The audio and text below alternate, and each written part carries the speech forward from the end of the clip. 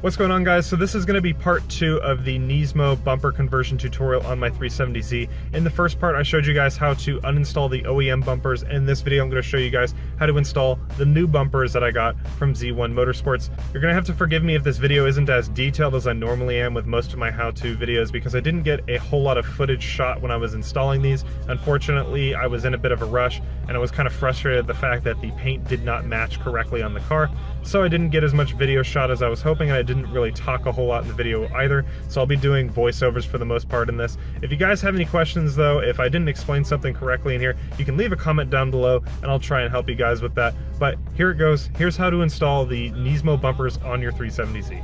This video is going to continue off of part 1 of this install, where I showed you guys how to remove the OEM bumpers. If you guys haven't already watched that, I will leave a link in the description below detailing how to remove the bumpers. We're first going to start by removing this black bracket which sits on either side of the rear bumper.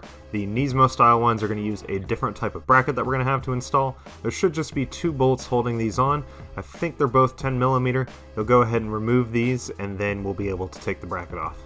With those 2 bolts removed, we need to go ahead and pop the bracket out now.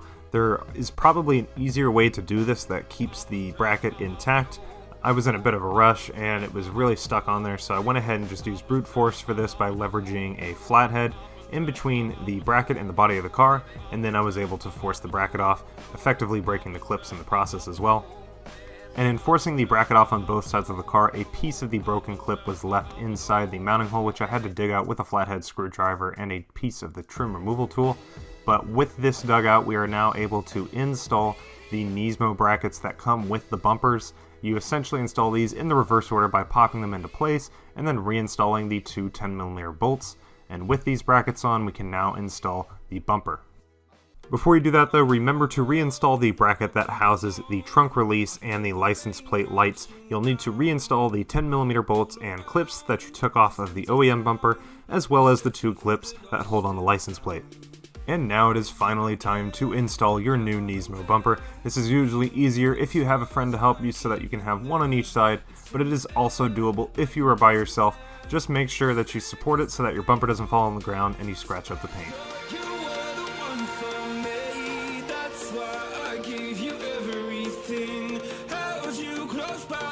The bumper will clip into place where you installed the new brackets for the Nismo bumper, and then you will want to remember to reinstall the 2 clips that go on either side of the bumper underneath the headlights.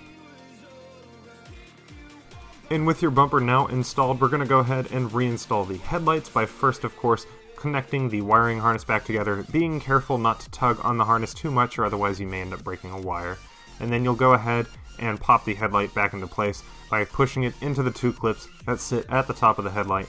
And then you'll go ahead and reinstall the 2 10mm bolts that hold the headlight into place, as well as the single 8mm nut that should be behind the headlight inside the trunk. You'll then restore the plastic trim piece that goes on top of the taillight bolts, as well as all of the other bits of trunk pieces that we took out when we were originally taking the bumper off.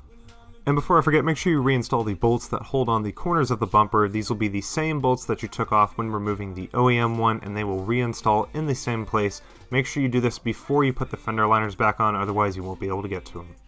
And if you haven't already done so, make sure to install the new tow hook cover that came with your bumper, which you hopefully got painted as well. There is typically a arrow-shaped head on the end of this little plastic tab for this cover, which you will stick into the hole on the mounting point. For some reason my paint guy broke this off, so I don't have it, but you'll go ahead and thread that through the hole, and then the cover itself should just snap into place. You'll then want to reinstall the plastic reflector or 4th brake light, whichever you got from your OEM bumper. You will want to make sure for the reflector to replace the 2 10mm nuts on the back of the housing to secure it, or if you have a 4th brake light, you'll want to consider putting some new mounting tape on it, and then of course reinstalling it on the car and resoldering your wires together. You'll then want to go ahead and reinstall the rear fenders that you should have gotten with your Nismo bumper. These should be fairly close to the OEM ones, and you will be reusing the exact same hardware that you got from the OEM fenders. So if you're left over with any clips or bolts, it means that you're missing something. Make sure you don't forget to restore the clip that holds the bottom of the fender to the bottom of the bumper, as well, as this one is fairly easy to miss. And this completes the installation of the rear bumper, unless you have the fender flares, in which case there are some additional steps to get those installed. I don't have these, so we'll go ahead and move to the front bumper now. Again, installation of this bumper will be easier if you have a second set of hands, but it is doable yourself. You won't need to take out the bumper mounting brackets because it will reuse the OEM ones, so we'll go ahead and place this bumper on the car and clip in the sides to hold it in place. Of course, if you order DRLs for your Nismo bumper, you want to make sure you install these before placing the bumper on the car.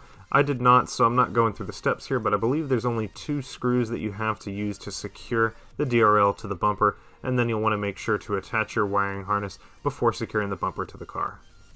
Make sure to reinstall all of the plastic clips that hold the top of the bumper in the center, and then of course the 2 mounting bolts that go in either corner of the bumper as well. And then at this point, the last thing that we need to do is reinstall the new Nismo fenders that came with the front bumpers from Z1. This I didn't detail very much, I didn't really show how to install these, but they should go on pretty much the exact same way that your OEM ones did. It's fairly straightforward. The only part that I'm still left in confusion about is these little plastic pieces that cover the holes in the fender gap here. I have not been able to figure out how these are supposed to mount on the car, but eventually I will get this done, and then I should have another video detailing how to do this as well as installing DRLs. There are still some other things you need to do to complete this install, namely you need to install some DRLs in the holes in the bumper or otherwise do something else there to be able to fill those holes. You can get the OEM DRLs from Nissan for something like $1,200, or EvoR sells a different style of DRL for like $300, so I'll leave links in the description below to both of those in case you're looking to buy the DRLs. And then there are some other parts that I haven't been able to work out yet. This is something that goes in the fender liner gap between the bumper and the fenders. I haven't been able to figure out how to install this yet. I'm working on that right now, but if any of you guys who have done a Nismo conversion have installed this before, let me know how you guys did this, because it seems like there isn't an obvious way on how to secure this to the car. But that is it for this video, guys. I hope you found it helpful, and if you did, give it the thumbs up. You can also subscribe to my channel for more how-to videos, and I will see y'all in the next one. Later. I gave you everything, held you close by the stormy seas. Oh, you meant the world to me.